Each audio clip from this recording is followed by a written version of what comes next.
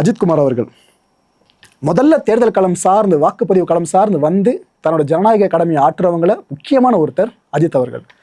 நல்லா இந்த முறை அதான் நண்பர் விஜய் சொல்கிற மாதிரி தான் கோட் சூட்டு ஒயிட் கலரில் கோட் சூட்டை போட்டுக்கிட்டு நல்லா கெத்தாக வந்தாப்புலங்க.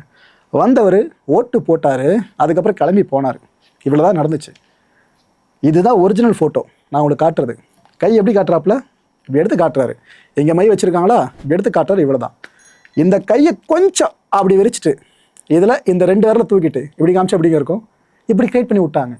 என்ன ப்ரொஜெக்ட் பண்ணிட்டாங்க பல பேரும் பார்த்தீங்களா? அஜித் அவர்கள் ரெட்டாளிக்கு ஓட்டு போட்டிருக்காரு. அதான் 2 விரலை காட்டுறதா எல்லாரும் கழிப்பு விட்டாங்க. ஆக்சுவலாக இதெல்லாம் தப்புன்னு அவர் தெரியாதா? வாக்குச்சாவடியில் வாக்கு செலுத்தினதுக்கப்புறம் எந்த கட்சிக்கு வாக்களிச்சோம் அப்படின்றத சொல்கிறது தப்புன்ற விஷயம் அவருக்கு தெரியாதா என்ன? பல பேர் சொல்லிக் கொடுக்குறாங்க போல இருக்கு. இவரை பெருமையாக பேசுகிறோன்னு நினச்சிக்கிட்டு அதிமுக சார்ந்து பெரிய சார்பு எடுக்கிறோன்னு நினச்சிக்கிட்டு இந்த மனுஷனை அசிங்கப்படுத்துகிற வேலையில் பல பேர் ஈடுபட்டிருந்தாங்க. ஆக்சுவலாக 2 விரலாம் காட்டல. இன்ஃபேக்ட் இந்த 2 விரலை வெற்றி குறின்னு சொல்லுவாங்க. விக்ட்ரின்றதுக்கு இந்த 2 விரல் தான் அர்த்தம். இதைத்தான் இரட்டையிலை சார்ந்து நீங்கள் கனெக்ட் பண்ணி பார்க்க முடியும்.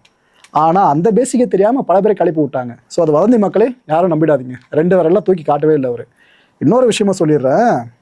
இப்போது செய்தியாளர்கள் வந்து கேள்வி கேட்க ட்ரை பண்ணுறாங்க அப்படின்னா எல்லாம் ஒரே மாதிரி ரியாக்ட் பண்ண மாட்டாங்க. ரஜினி சாரை பார்த்தீங்கன்னா நோ கமெண்ட்ஸ் அப்படின்னுவார். ஒரு சிலரை பார்த்தீங்கன்னா பெருசாக பேச மாட்டாங்க, முறைச்சிட்டு போவாங்க, சிரிச்சிட்டு போயிடுவாங்க, வண்டியில் ஏறிடுவாங்க. அஜித் அவர்கள்கிட்டயே மைக்கு போட ட்ரை பண்ணியிருக்காங்க இந்த ப்ரெஸ் பீப்புளெலாம். அந்த மனுஷன் பட்டு வண்டியில் ஏறி போயிருப்பாப்புல. அவங்க கேட்டார், இவர் சொன்னாருன்ட்டு. அதாவது மாற்றம் வேணுமான்னு கேட்டாங்களாம், இவர் மாற்றம் வேணான்னு சொல்லிட்டு கிளம்பிட்டாராம்.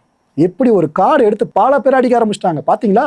அஜித் அவர்களே மாற்றம் வேணான்ட்டாரு. அப்போ ஆளுங்கட்சிக்கு சார்பாக தான் நிற்கிறாருன்னு இவங்க ஒரு பக்கம், ரெட்டைலன்னு சொல்லிட்டு இந்த பக்கம் ப்ரொபகண்டா, இன்னொரு பக்கம் மாற்றம் வேணான்னு சொல்லிட்டாரு, இந்த ஆட்சி தொடட்டுன்ற மாதிரி இந்த பக்கம். இப்படி மாறி மாறி ஒரு நபரை வச்சு அரசியல் பெருசாக போக ஆரம்பிச்சது. இந்த நோ சேஞ்சின்ட்டார்னு சொல்லிட்டு எல்லாம் சொன்னாங்க பார்த்தீங்களா?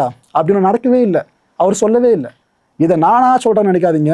இவரோட மேனேஜர் இருக்கார்ல, அவரே கிளாரிஃபை பண்ணியிருக்காரு. ஏன்ப்பா அதெல்லாம் சொல்ல வேலைப்பா, என்னப்பா இப்படி பண்ணுறீங்கன்னு. அப்படியே அந்த வார்த்தையில் அவர் சொல்லியிருப்பார். நீங்கள் நம்பினீங்கனாக்கா கடைசியாக நம்பிட்டே இருங்க ப்ரோ. அப்புறம் எப்படி சிஎம் கிட்ட ப்ரெஸ் பீப்புள் கேட்டாங்க, சிஎம்மும் அதுக்கு சந்தோஷமாக ரியாக்ட்லாம் பண்ணார் அப்படின்னு கேட்கலாம்.